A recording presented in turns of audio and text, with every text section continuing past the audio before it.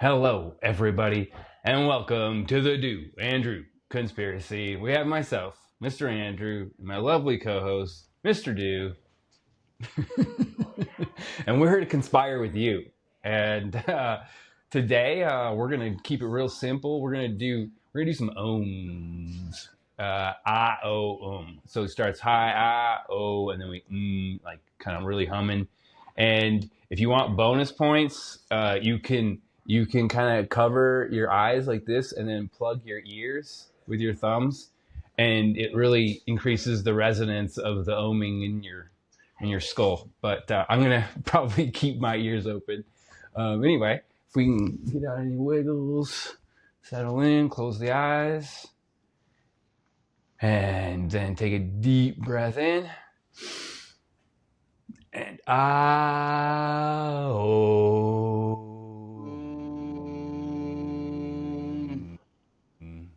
and again.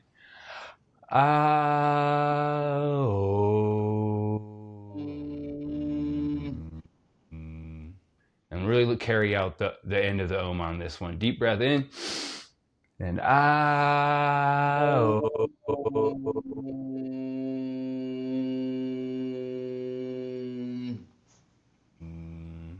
amazing.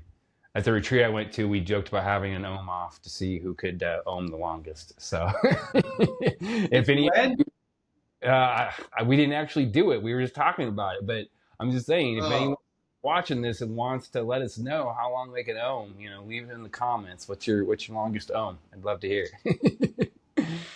How you doing today, Mr. Dale? Just Dougie back in Hackensack, back to guerrilla warfare at the front end of the revolution. Just like George Washington, we maneuver and build offensive positions, and during the day, and then we move at night. Force march every night, and I'm showing a little beard, but that's just to make me look more charismatic. Okay. Amazing. Did you have a poem you wanted to start us off with today? Sure. Actually, I have two picked out. They're back to back in entering new era of two. I think page 48 and 49. So basically, they're right in the middle. But I'm going to start with the first one, and then we'll finish with the last one. So this is called a biblical interpretation of reality. One of the great revelations of my youth came when I arrived at the complex truth we're all starships flying through universe while stuck on Earth controlled by Adam's curse. Because he broke rule of great deity when he took the fruit from Eve to consume. Although God on his offspring took pity, but still our parents great weight did assume, who were forced to submit to death's demands, thus to return to dust which they came, so that until Jesus all was the same, and nobody ever saw promised lands, since they could not abide by Lord's laws, so all humanity lives full of flaws. And we'll have the answer to that one in the poem at the end. Okay. Setting the stage. I like it. So how you doing, Andrew? What's going on in Colorado Springs? I'm just reintegrating into Hackensack. I've been like a switchboard at the phone, just like lighting all these notes and making all these connections and everything, and getting information about like possible businesses and everything. But basically, okay, so yesterday I started on Instagram, and today I started on TikTok a daily tarot practice, and that's going to be like my new wake up routine. First Instagram for a minute, and then tarot on TikTok for a minute. And my first goal is to get back to 1,000 followers on my Dale Walsh 14 account on Instagram, so I can get back to Saturday Night Lives. Yeah, it's a good goal. All right, I like it. New things. Yeah, it's been a little quieter after you left, and kind of settling back in. But then my good friend Dijon arrived 2 days ago, and so we spent yesterday and now part of this morning together, and kind of feeling into what we're planning our little projects. He's got an album out, and we're looking for new ways to market and promote that. And there's some other things in the pipeline. An event in Austin here in another week and a half. So some cool things coming up for sure, and feels like kind of exciting and aligned, and kind of the same vein of the conspiracy, right? And so, yeah, lots of More cool stuff. more production than the conspiracy at the moment, but so tell us about the event. It's in Austin, and what's it going to be? It's like a just like a small get together with like a band and Dijon's band, or what? Yeah, so Dijon has these headphones that all can sync up, and so we call them silent discos because the room is silent, but everyone has like their headphones on listening to the music. So he's big on the silent disco. We've done those at a few of the events I've been at this year. So that's for sure on the menu, and some delicious. He's into like the plant based, so delicious plant based food, and good vibes. Basically, that's the combination.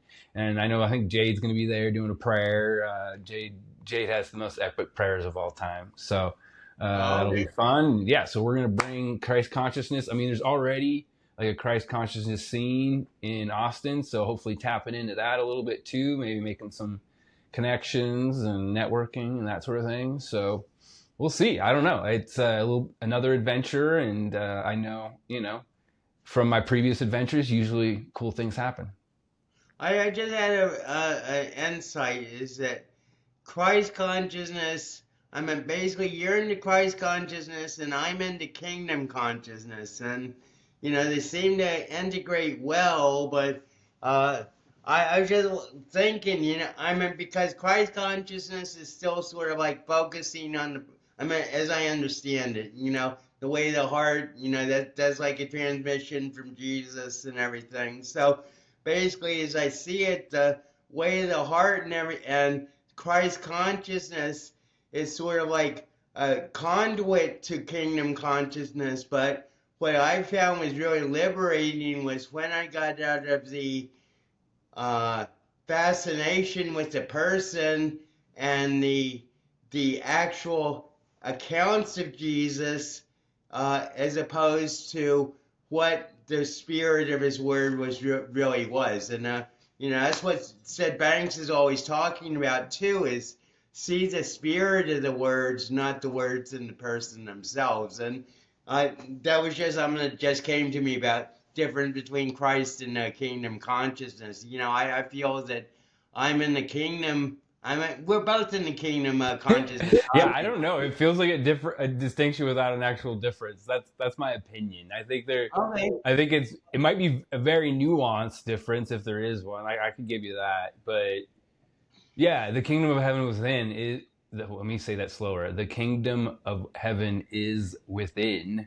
I think is that's literally on the back of Dijon's hoodie. Okay, so no, I think it's very much in alignment with that. I mean, to me, Christ consciousness is just acknowledging the frequency of this human who existed on the planet, and has had a tremendous influence on its evolution, I would say. And certainly some people have taken that and chose to use it to their advantage. We call that religion. And we're trying to do something different. We're trying to bring it, democratize it, make it accessible to everyone without the judgment and the shame and all the weird stuff that tends to come with religion. I'm just going like push back with your choice of words there. Okay. Democracy is a failure. It's anarchize, where Okay. everybody is their own responsibility. So basically, anarchize, and I see exactly what you're saying, and I'm just like saying that for myself, when I quit focusing on the person of Jesus and really like let my mind see and accept and receive the message that he was preaching, it really was like a quantum jump from like the personal to the cosmic, or the omniversal, if you want to call it that. I agree. I agree. It can create a powerful shift because it starts to undo a lot of the programming too. Because it feels like a lot of the programming, even societal programming, is still sort of attached to some degree to this, I don't know, this vibration of like guilt or something like that. Like we're all evil, horrible people until we are saved, and or some variation of that, and we're leaving that behind and just acknowledging we're inherently like sons and daughters of God, and so Right. is Jesus, right? He was another son of God, and so is Dale, and so is Andrew. And so there is no separation. The only separation that exists is the separation we create through like really buying into this 3D experience. Well, another thing I've been thinking about is what does zero AF really mean, Andrew? Yeah, it's getting to And, zero. and one major thing that I figured out is the replacement of DNA of carbon DNA with crystalline dialina, which is I feel the complete genetic code. And basically God equals DNA and Dale equals dialina. So basically what I'm thinking about is, you know, I lost my thought, but that's enough right there. I'm like Well, the I just want to add replacement one carbon. thing, just for people who aren't familiar. Zero AF is the due calendar that Dale created, and so September 23rd, I believe. I think it was. Yep, Yeah, was the marked the first day of beginning the new year of the new age. the new year, the year zero AF, which it stands for after Fred, always fun, and as fuck, whichever you prefer. But the point is, we're marking like this as a new era because there's an evolutionary tsunami, as Dale likes to refer to it, sweeping the planet and shifting the consciousness of everything, including the animals and whatever else, right? And we're here to witness that. And heck, even this woman who was here like for TaskRabbit, a new service I've never heard of before, but she was helping clean up the kitchen. I was talking to her, and she's doing like shadow work, right? And I can't imagine that being like common parlance 10 years ago, even, right? So there is this idea of like tapping into authenticity, I think, and undoing the programming and healing the trauma, right, or whatever, right, to get to be a whole person and then navigate from there. And it seems like a lot of people are on that mission. That absolutely, and so that's basically what I was talking about with Jami today. Your friend from Dharma Glow, who is becoming my friend too. But we were talking about that. Basically, how the Dialina has like 9 levels of communication, 9 languages, 9 frequencies, and it's now assumed control of Earth's reality and shut down the lowest three frequencies of human communication. So therefore, rather than trying to raise everybody person by person, we've just gone to the very core of the collective subconscious and lifted that to the fourth dimension, so that all this third dimension bullshit has been deleted from the program of possible Gaia. Yeah, there we go. I like it. Yeah. So welcome everyone to Zero AF. It's a good place to be. I suggest everyone join us in this new era. We don't need the old paradigm. It did what it needed to do, and now we can move on. And you're looking at absolute reality, people. Indeed. Roger Joseph Dale Edward Allen Tompkins Walsh in the Duck Nest, formerly the Bachelor's Pad, formerly the Hackensack Dale Annex. Indeed. Well, you were saying you wanted to talk about our mothers today. Is that the I next thing? think that's a very good topic for Mother's for Christmas coming up. Yeah. Yeah, I thought so. My mother was like the most sentimental woman ever to when it came to Christmas, and she also had the resources to show it. So every Christmas was like a true celebration in my house, and she would go. She, as I mentioned before, she was very good friends with Stanley Marcus of Neiman Marcus. So, before she got disabled and couldn't travel anymore, she used to go down to Neiman Marcus every Christmas, and on a Sunday they would open the stores solely for her, give her personal shopper, and she would just go through the whole store and pick out what she wanted. Dang, that's wild.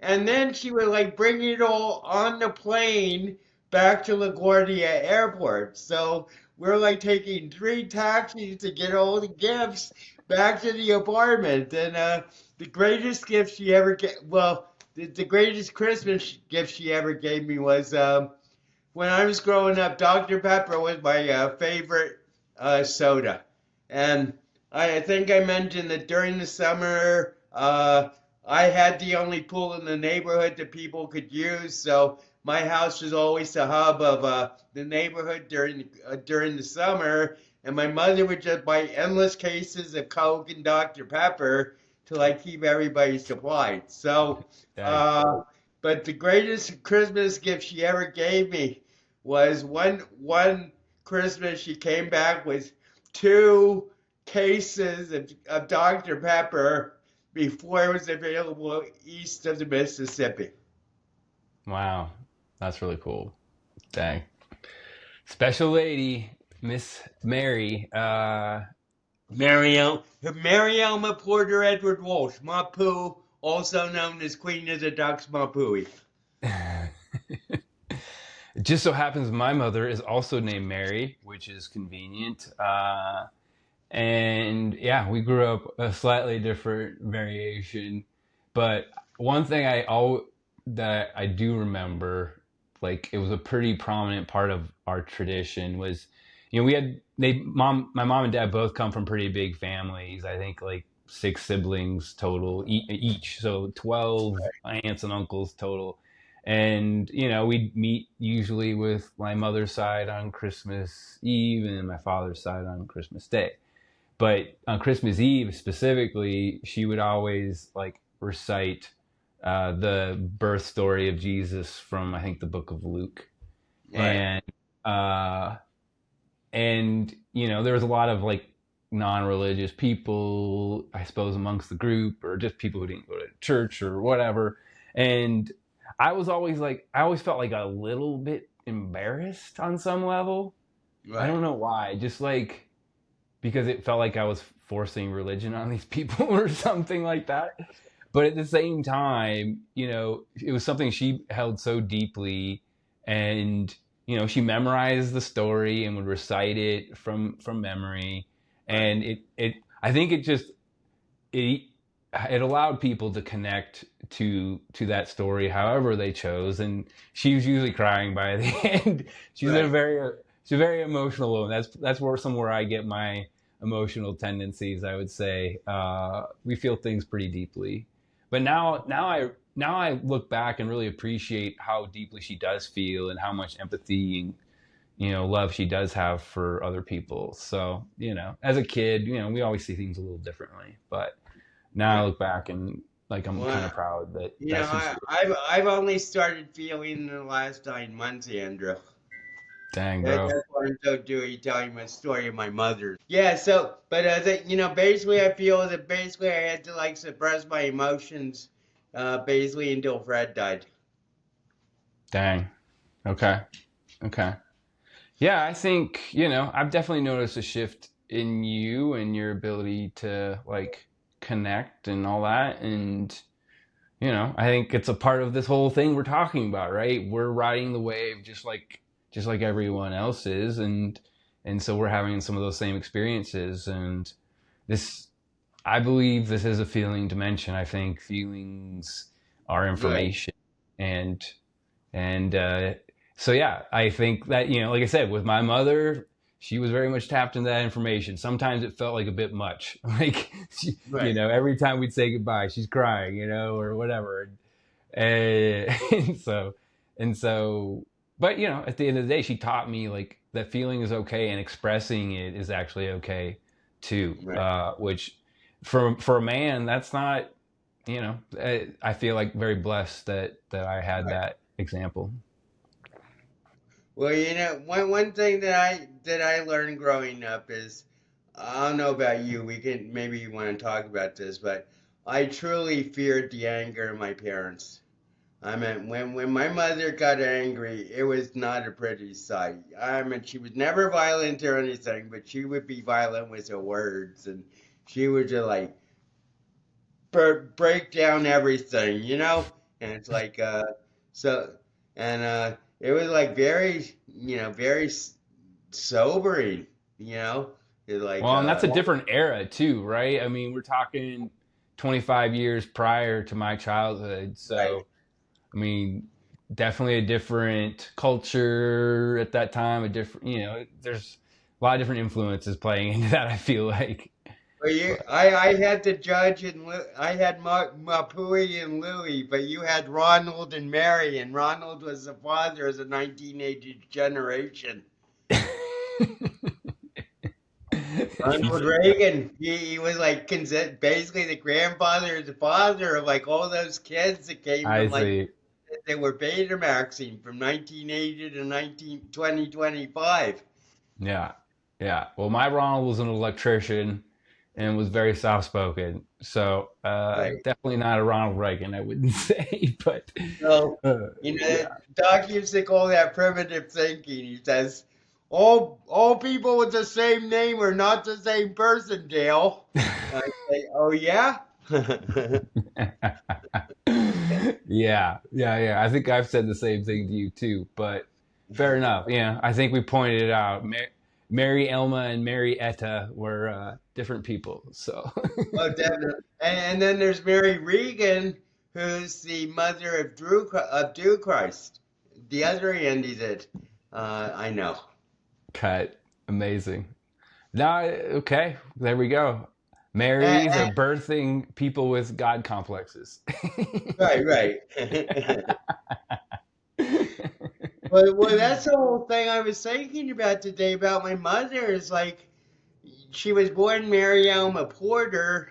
That's the map, and she really was the map. I mean, basically, she took me from Midland, Texas, back to THC, which is where I wanted to be all along. And she navigated that whole trip through two divorces and whatever traumas it involved, But basically, it's just like her vision was ultimately my vision, even though she hated THC and she didn't understand my obsession with it. Yeah, I remember one time I uh, visited her at her hotel in New York City when she was living in Oklahoma City, and she came up and I got stoned in Central Park before I joined her, and I was like basically rigid when I saw her, and she said, "Are you stoned?" And I said, "Yes." Schizophrenics can't lie. So basically, I said yes, and so this led to one thing, and she was really pissed off at me and everything, and then we went down to eat, and we're sort of like a cocktail hour, and she says, "I'm not a better person, Dale, but pot almost made me bitter."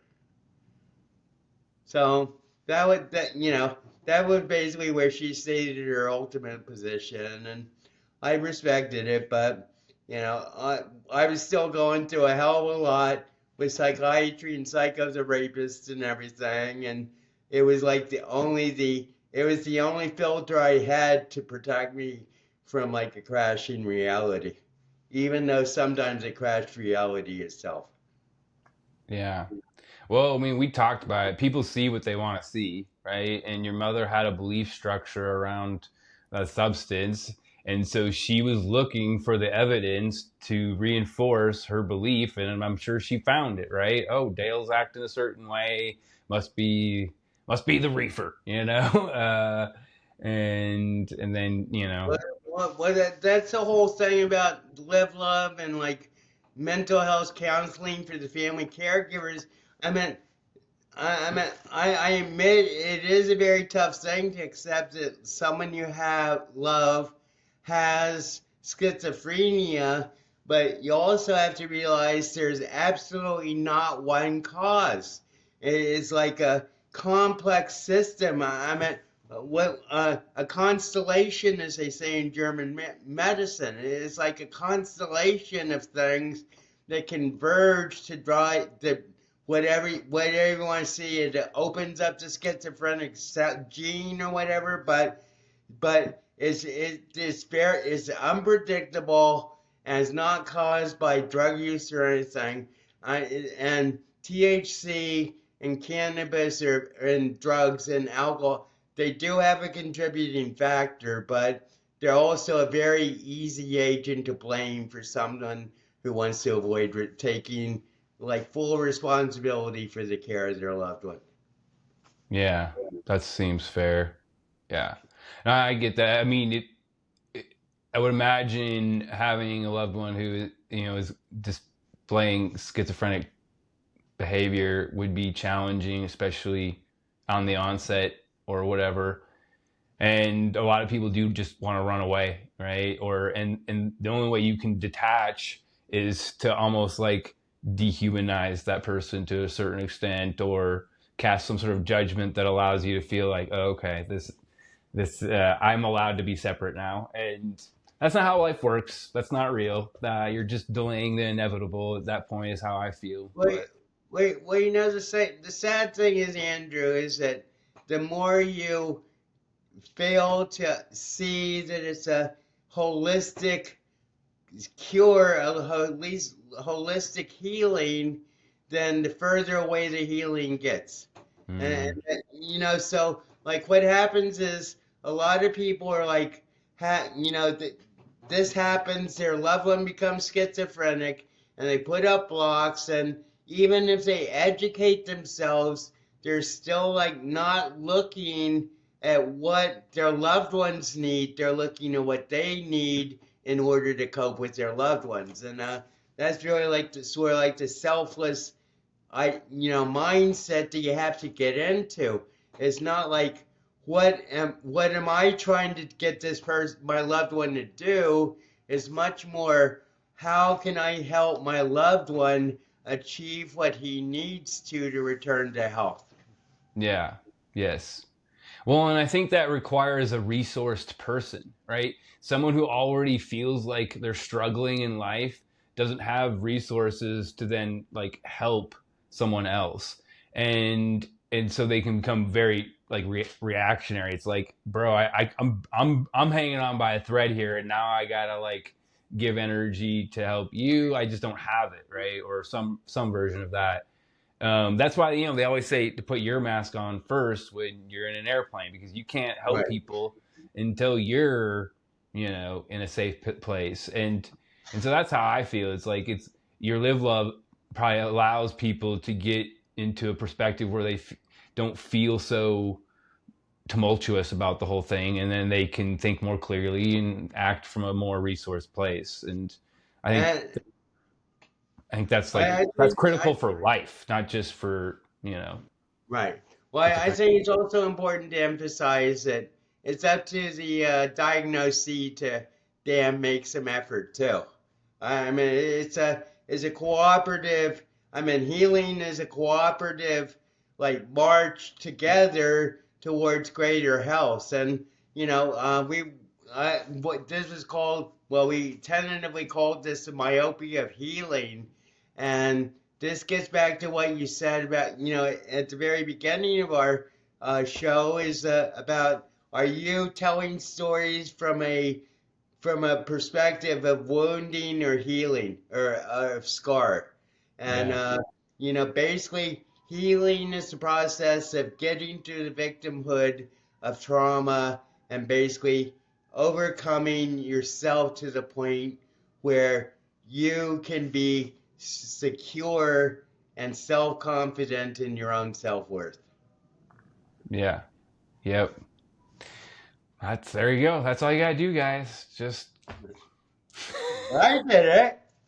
I mean, I was talking to the woman today, even, right? She's 22, just like learning about life. At least that's how I felt about it. And, you know, even she was like talking about the negative self talk that loops in her head and the self judgment and all that. And so it's such a universal, like, thing for humans to do. It's like, we're so hard on ourselves. Like, if we could just be a little more gentle, but like you said, the healing is part of that, right? It's understanding, oh, well, this programming, I didn't actually create it. It was created for me.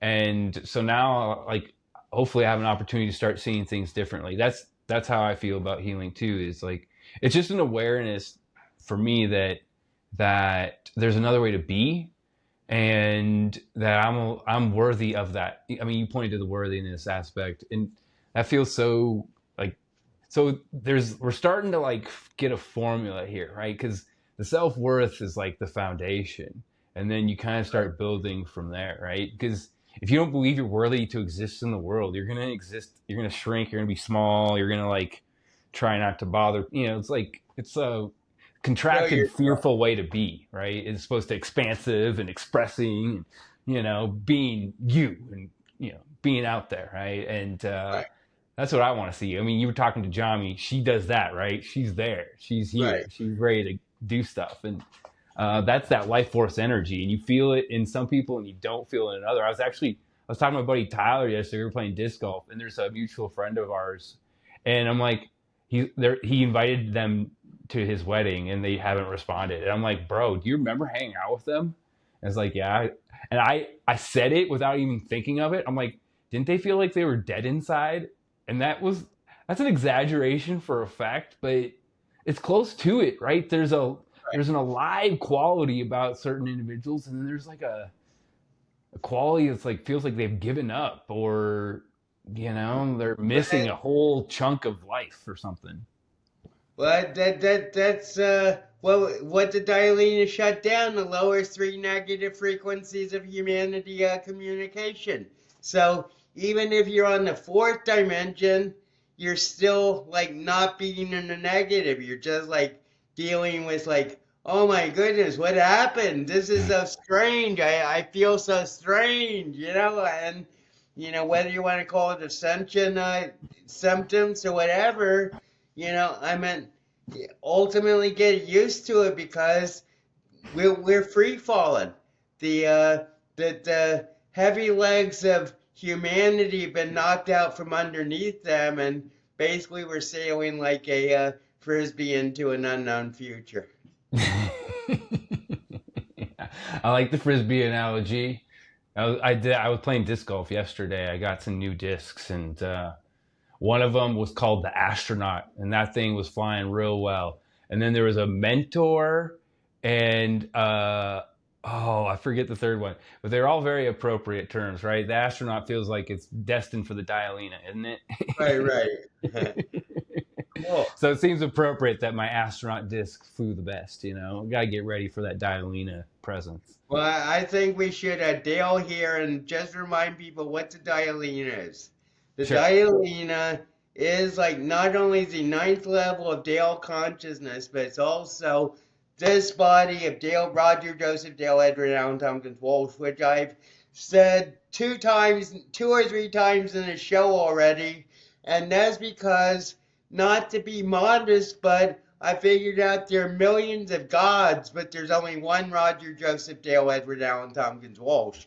And I think I told you that I had an appointment with this guy that would like get me ready for a TED talk, and you were sort of like skeptical, and and then they stood me up. I went to the call, and so screw them. I mean, we'll come up with calm doings and have a whole new series beating TED Talks. So Yeah.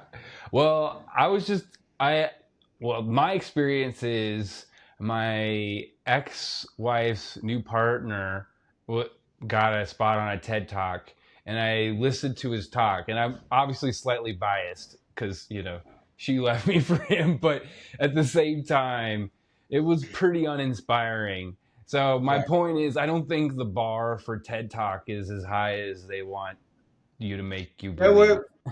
well, that's what they're saying. They're saying there are thousands of TED Talks, and we'll find the right one for you. It's like, well, if there are thousands, and like, how are you going to, I mean, so yeah, If you want to do a TED I Talk, think we should, we set up our own version of TED Talks, Andrew. well, it's called the Do and Drew conspiracy, isn't it? But this is like when we go big time and have conspirators talking with other people. Sure, sure, sure, sure. Well, yeah, no, that's the community aspect. Absolutely. Right. Yeah, I envision this. I like this. I, Yeah, I'm. I can see Jomi giving a 15-minute talk about her Kundalini experience. Yeah, absolutely, absolutely. No, this is brilliant. We're gonna definitely tap into that because there's something there. But yes, I wouldn't waste too much money attempting to get on a TED Talk. I think, I need to Especially make. when they stood me up. Yeah, well, They had that, their one chance. that's a big strike. That's for sure. That's for sure. Right. If someone wants to get my money, they better show up.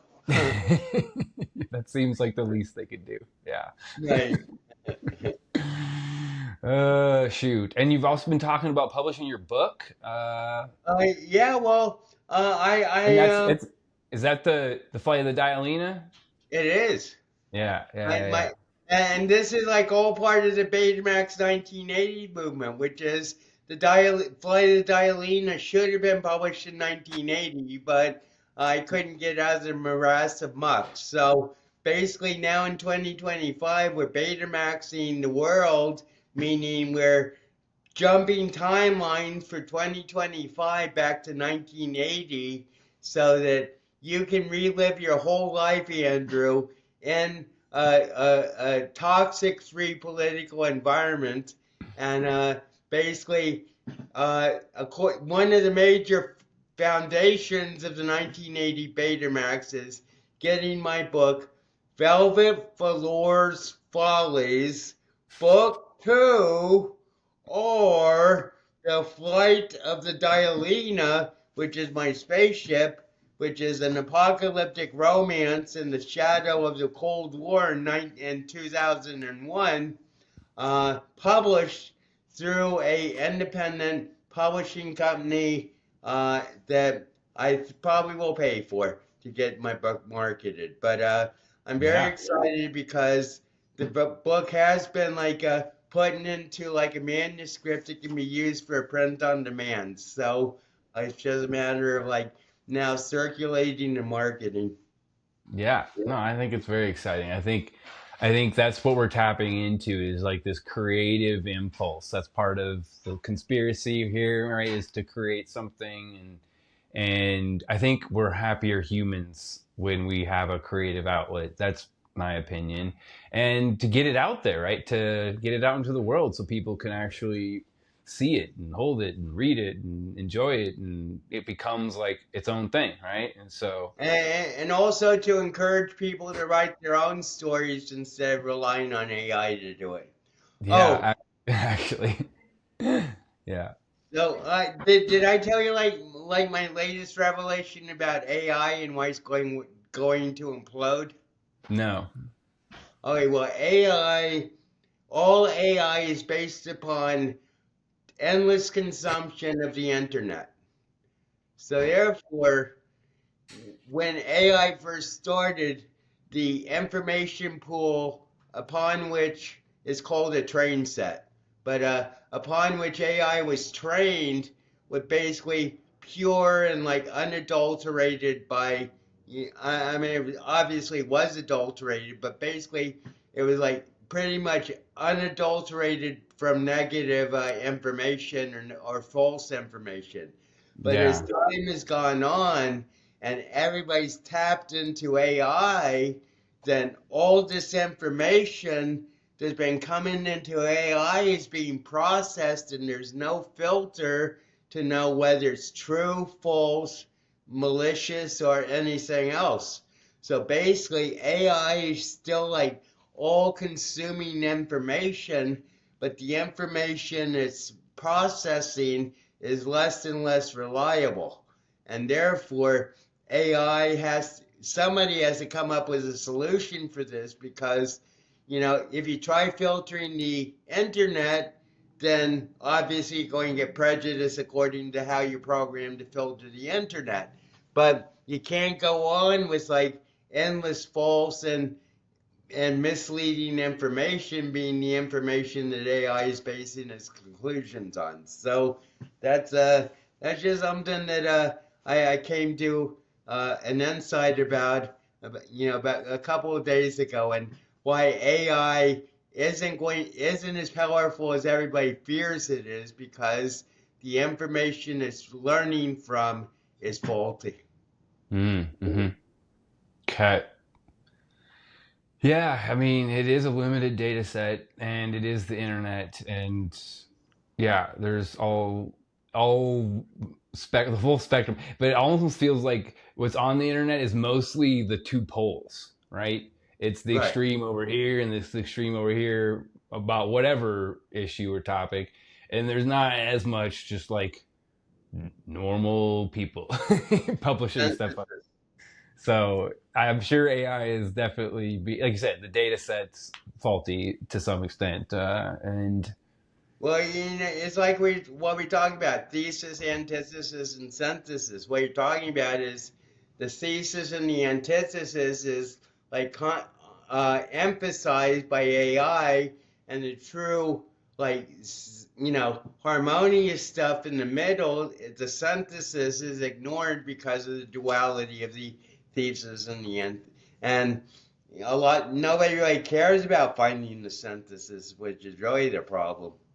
well, what you're going to do is you're going to upload all your books to it, and you're going to train off of that, and then we'll have a Dale chat, and we can all But be writing the diary. actually, a lot of people told me I never upload your book to AI. Well, if it's I on the don't know. internet, that may not be an option. Right. I don't know. But I'm planning to have Velvet Velours Follies in every school by 2030. But 2 years into my administration. Yeah, you think every school? I don't know. Is that a book for children? Well, one of my books, at least, Andrew, at least my poetry. Sure, fair. Okay. Well, there's a lot of apocalypses and romances in there. I don't know. Apocalypses, I guess kids love because every video game is like Like, the end of the everyone world or gets wiped something. out. All these nihilist kids, all these nihilist Gen Z kids. Oh, I watched something on the internet about 6, 7, and basically the kids Geez. were saying, "Don't try to take our language, adults." Well, isn't that's always been the case? Kids have always had a certain jargon in order to like feel unique or like they're cool, and like the people who don't know it are lame, and Right, right, yeah, that's not new. It's been forever. I think we just hear about it more now. right. I mean, we were And, saying dude and what's and up, nobody and has anything interesting to talk about. pretty much, pretty much. Well, we're talking about it now, so what does that say about us? Well, we care uh, about the future generations. yeah, yeah. Well, what do you think, Dale? Should we wind this puppy down? You got any Sid Well, for us, or a poem, or yeah, definitely. Like I said, we're going bookmark this episode with two poems. The first one was a biblical interpretation of reality, which ends, since they could not abide the Lord's laws, so all humanity lives full of flaws. And then on the next page, page 49, we have reflection of the Christian life. I did not care about impending doom, composing verse in solitary room, but now I've come to fear reality, a fact of general mortality. For life is truly overwhelming joy, that I know I must ultimately lose, with which I've been concerned since I was boy, but overcoming death I cannot choose. And thus I must prepare for meeting Lord, whether in this existence or the next, when to earth I cannot send any text, although in heaven I'll never be bored. And so to death I say, bring it on, for I believe I'm in resurrected Son. I just wanted to say that I no longer, I don't no longer accept that point of view, because I know that I'm going to live forever. One thing I figured out this week is what is my mission? My mission is to carry the first crystalline dialina and lead mankind into immortality. Okay. Well, that sounds like a major mission. You're really you're aiming high. I like that. I'm psyched. I got at least 10 years. God gave me at least 10 years, so I'm 10 years. There's no telling what I can do. That'll be like 3 years of campaign, 4 years of administration, and then five, and then let me see. I guess like 10 years of retirement. Well, maybe this year. This year is the year of the snake, so we've shed the skin, right, of the bullshit, and now we're the horse is coming, and it's gonna run fast or something like that. So, And the other thing is the horse can smash the snake's head. okay. What's that mean? Well, I meant snakes and horses are naturally animal or like hostile to each other. I mean, you must have seen like all those cowboy shows where like the horse is trotting along and there's a rattlesnake and the We get horse spooked. goes, "Ooh!" I have seen that. Yes. Okay. Yeah, that's fair. That's fair. Probably horses and snakes aren't usually BFF. That seems But valid. that brings up a joke that I know. Okay. So a blind bunny and a blind snake like bump into each other, and they go, "Oh, I'm sorry, what's going on?" And so like they get to talking, and they say, "I'm blind." They both say, "I'm blind," and so the snake says to the other, "Well, let's feel each other out and see what we are." So bunny says, "Cool," and he goes, "Okay." Snake says, "I'll go first," and like wraps himself around the bunny and says, "Oh, you're soft and gentle and cuddly. You look like a lot of fun." And so then he like unwinds, and the bunny like starts like feeling the snake and says, "Oh, you're cold and slimy and close to the earth and stinky. You might be a lawyer."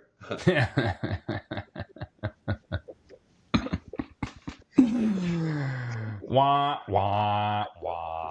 Wah, wah, wah. I think that's a deal, Andrew. Feels like a Dale. Yeah, absolutely. All right, everybody. Thanks for joining us on this episode of The Conspiracy. If you liked it, please like. And if you don't, then don't do anything. Go away. No, we love you guys, no matter what you think about us. And we're just glad you're joining us. And one thing that I've finally made people realize that I don't care about is that I'm crazy, and if you don't like it, then you don't have to listen. Parting words from the Dale, from the Dewster. All right, Okay, brother. have a great night, everybody. Peace.